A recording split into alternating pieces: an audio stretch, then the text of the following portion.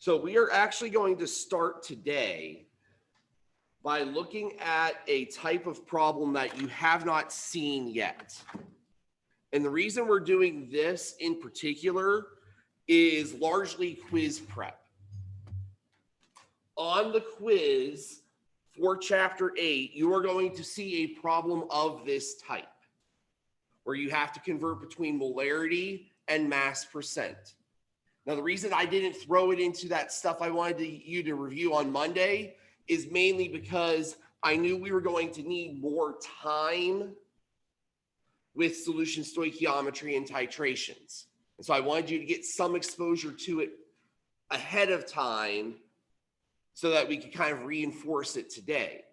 So I left this out kind of deliberately for that reason.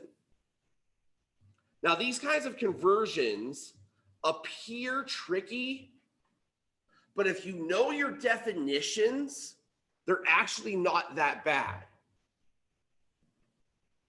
So what we have to understand, there are three different things that we are looking at here. There is mass percent. Mass percent, remember, is the mass of a substance, in this case, nitric acid, divided by the total mass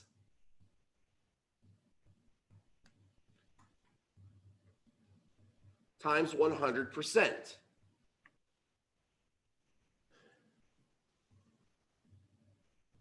Now, the end goal here is we want to turn this into molarity.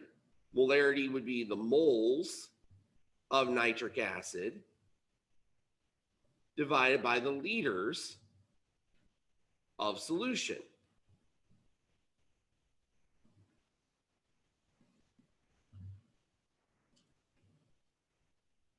So to do this conversion, we know that there's some things that we can kind of see and convert already.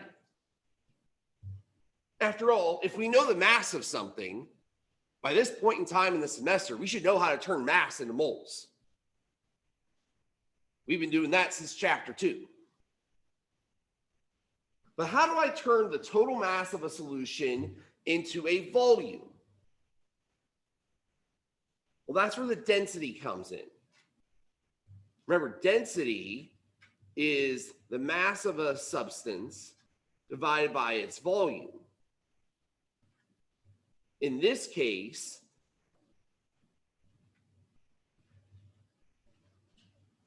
it's 1.08 grams of solution for every 1 milliliter of solution.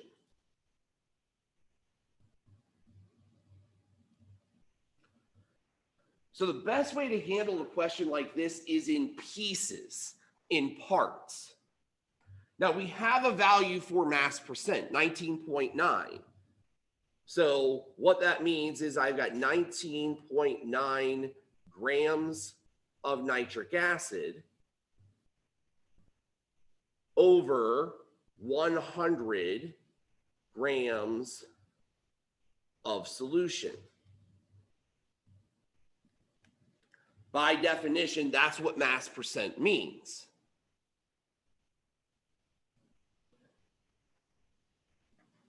If I handle this in pieces and then kind of put it together at the end, I can see how to do each one of the conversions. 19.9 grams of nitric acid. Well, I need to turn that into moles. Molar mass of nitric acid, 1.01 for the hydrogen, 14.01 for the nitrogen, 3 times 16 for the oxygen, 63.02 grams in every mole.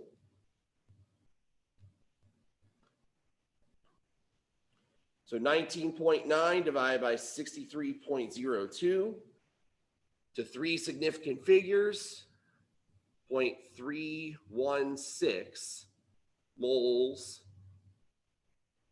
of nitric acid So I know that that's going to be the numerator of my final fraction.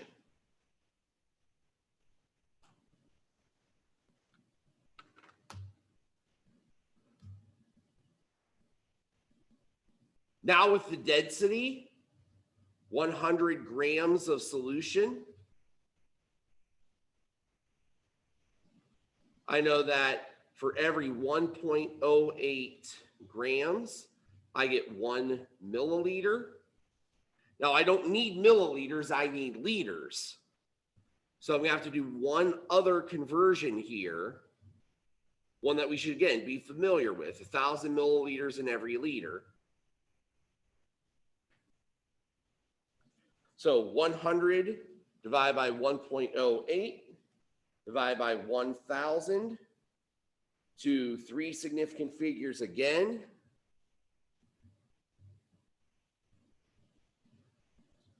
.0926 liters of solution. There's my denominator.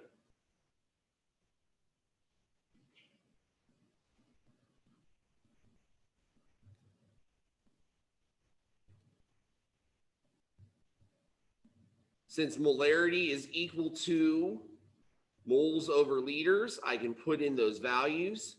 0.316 moles, 0.0926 liters. I get a molarity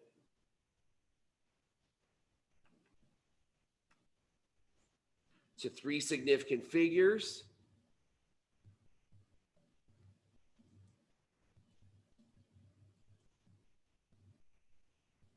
.41 molar nitric acid, HNO3.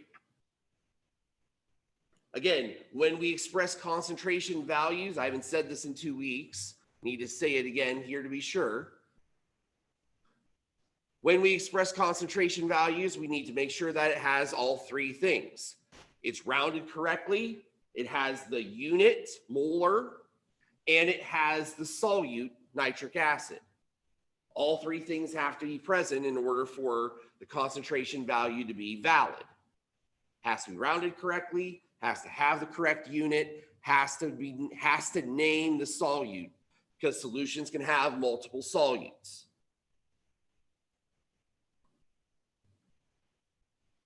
But this is what you need to do. This is how you handle it. Start with your definitions, and then just break the definitions down into pieces, convert the pieces individually using the density, using the molar mass, and find the final value. So this is a conversion between percent to molarity.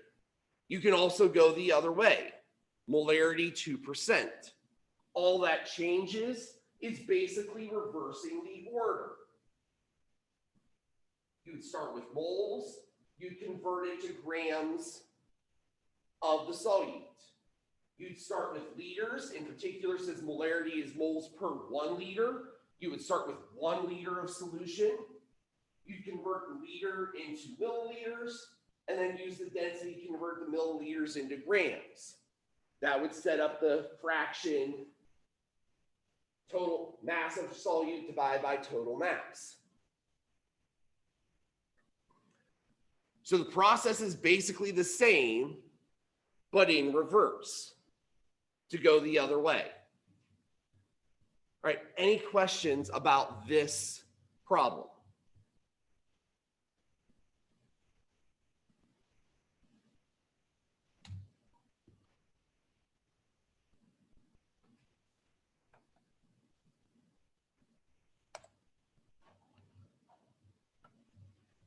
Okay, so I've thrown a slight modification your way.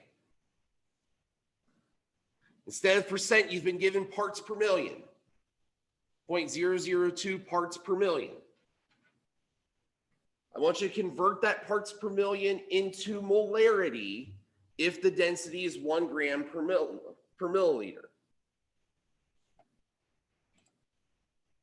Now, again, it all comes down to the definition. What is parts per million? Well, it would be the number of grams of vinyl chloride over 1 million grams of solution.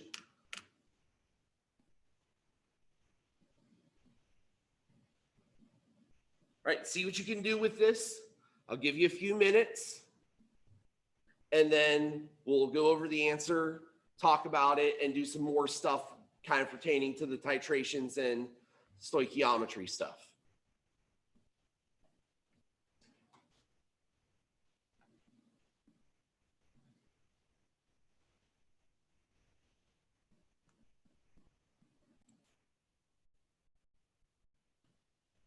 All right, let's check out and see how we did.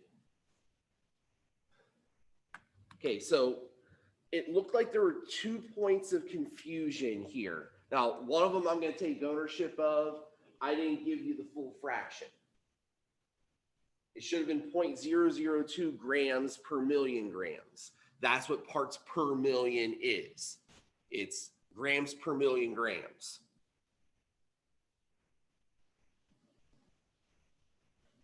Now, most of you gave me the first step correct. The only thing that you didn't do perhaps was use the correct starting mass of the vinyl chloride. You should have used 2/1000ths of a gram there, which would have netted you 3 times 10 to the negative fifth as your number of moles of vinyl chloride. The other main concern was just in this last conversion step, number of you had the last conversion wrong. One of the most common mistakes being made, just in general, it happens every semester, is telling me that there are 100 milliliters in a liter instead of 1,000. Flipping the fraction is also a very common problem. So 1 million grams of solution should have been 1,000 liters. And so if I took my moles divided by my liters, I would have got 3.8 times 10 to the negative eighth molar. So this particular example gives us a really good reason why we don't use molarity for low concentration stuff. Parts per million is far more easy to kind of wrap our brains around, even though this one would probably be better served to be even in parts per billion. This would be 2 parts per billion, as opposed to 2/1000ths of a parts per million. All right, questions on kind of the technique here or what I did before we move on to some more titration, stoichiometry kind of stuff?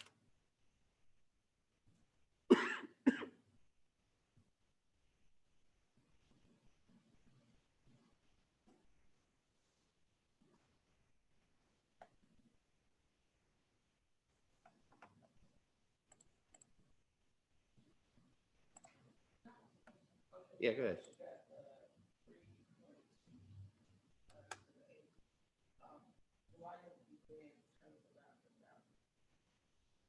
Why didn't we divide it by 1,000? So parts per million, you can have that as 2 different definitions. You can either take the value divided by 1,000,000, that would be the parts per million part. Or if you don't have 1,000,000, then taking masses divided by total mass. So I know what you're looking at. You're looking at the definition of ppm that says it's the mass of the substance over the total mass times 1,000,000. So if I have raw numbers of masses, that is how I would calculate the parts per million. But if I know the part per million there, I can basically turn this definition on itself and say, okay, I've got 1,000,000 parts in the denominator. That concentration is the exact number of parts of solute. And so that's more or less what we did here, was since we had the concentration in parts per million anyway, we just used that and put it over 1,000,000. Now, if I took this and multiplied it by 1,000,000, the millions would cancel out, I'd get 0.002. So again, when it comes to this kind of conversion, knowing your definitions really makes a difference. Now, one thing that's going in your favor is that that equation sheet has your definitions on it. So you should be able to look at it and say, okay, what does this mean? What's my numerator? What's my denominator? How can I convert between the two?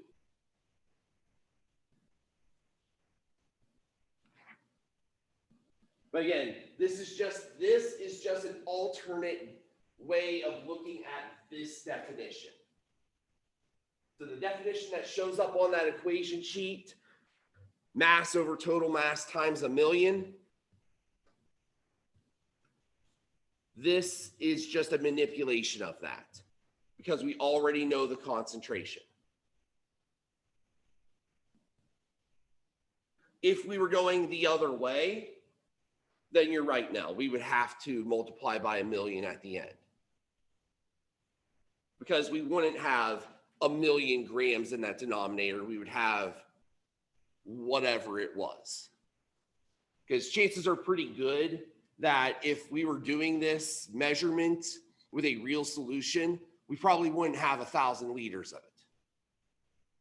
We probably have like 10 milliliters. And so we'd have to convert that to figure out how many grams that 10 milliliters was to do the rest of the calculation. All right, other questions? So since it's scientific notation, you should put it in as 3e minus 8. It won't? Okay. Then 0.00000003. 7 zeros followed by a 3.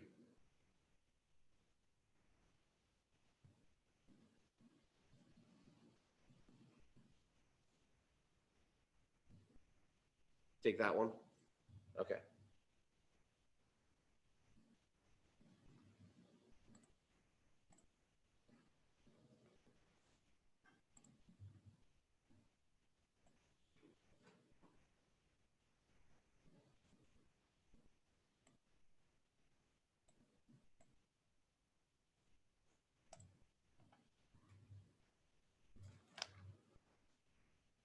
All right, so I wanted to do a couple of practice problems here related to the primary topics of the video that I had you watch for Monday's lecture.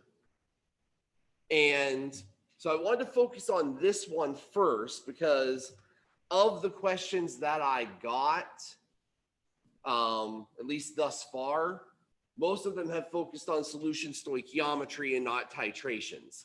For most of you, once you figure out the titration equation, the calculations kind of are easy to follow. You just need a balanced chemical equation. You need to plug all the numbers in the right spots, do the algebra correctly. It works.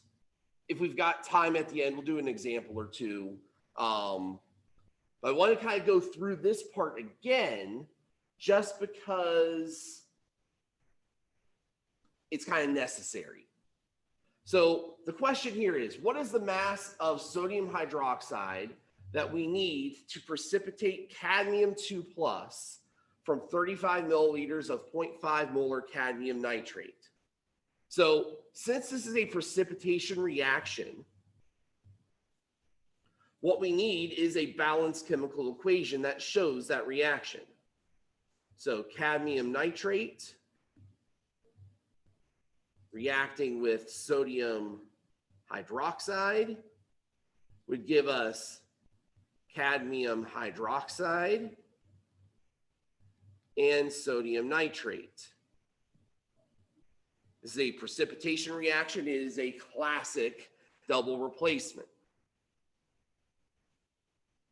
We just need to make sure that it's balanced before we do anything else.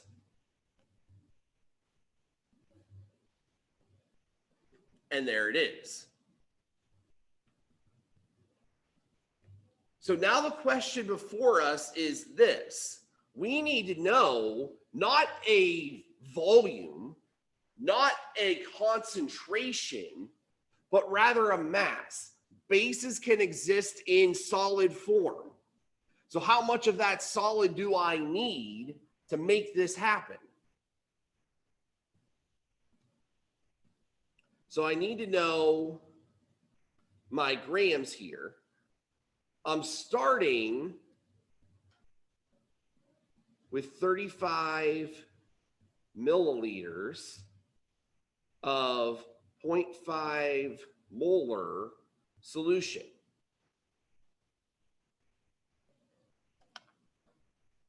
Now, if you follow your mole map, which you can see we've made a modification to here. If you follow this mole map, you can see that to go from a volume of a solution to the moles, I need to go and look at the molarity. In particular, molarity times volume would give me moles if that volume is in liters. Because remember, molarity is moles divided by liters. So if I take moles divided by liters and multiply it by liters, the liters cancel. I end up at moles. And once I'm at moles, this becomes like any other stoichiometry problem in chapter 7. And what we will find, this is not the only occasion where we're going to do this. When we talk about gases, when we talk about other kinds of solutions, there are stoichiometric applications to those as well. The key to any of those is taking whatever we can measure about that gas, whatever we can measure about that solution, whatever we can measure about whatever it is, and can we convert it to moles? If we can convert it to moles, then we can do stoichiometry just like anything else. So in this case, we have the balanced chemical equation. We can turn those moles of the cadmium into moles of sodium hydroxide and grams of sodium hydroxide using the molar mass. So like most of your stoichiometry problems in the last chapter, this is a 3-step process. The only thing that's different is the first step in this case isn't a gram to mole conversion or a particle to mole conversion. It's a volume to mole conversion. And for that volume to mole conversion, we're going to use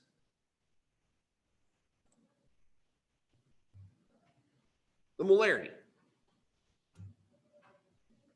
So if I do this conversion, turn this milliliters into liters, just going to slide the decimal 3 places to the left.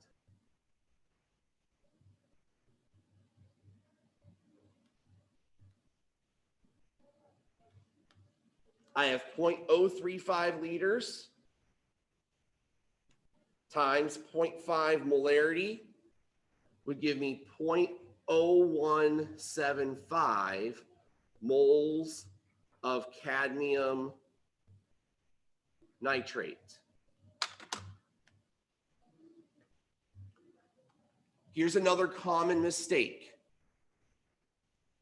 because we beat into your heads in chapter 7 that you need molar masses for everything, there's going to be a part of you that wants to find the molar mass of cadmium nitrate and convert this into grams.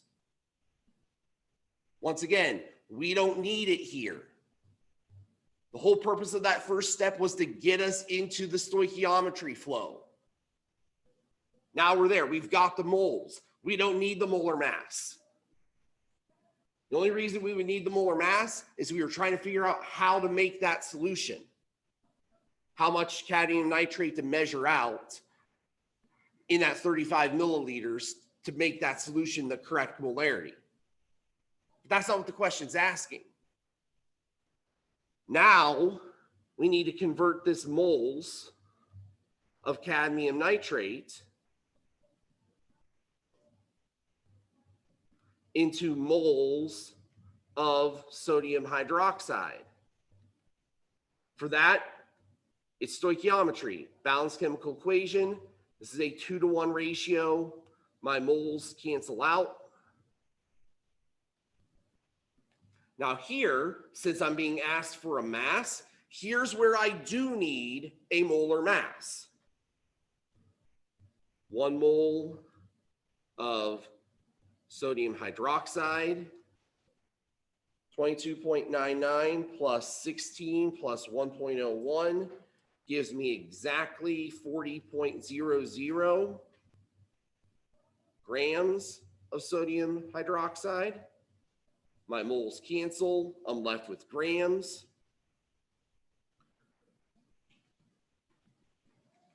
0.0175 multiplied by 2 multiplied by 40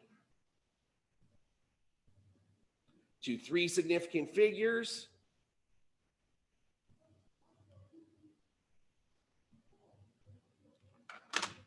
I get 1.40 grams of sodium hydroxide.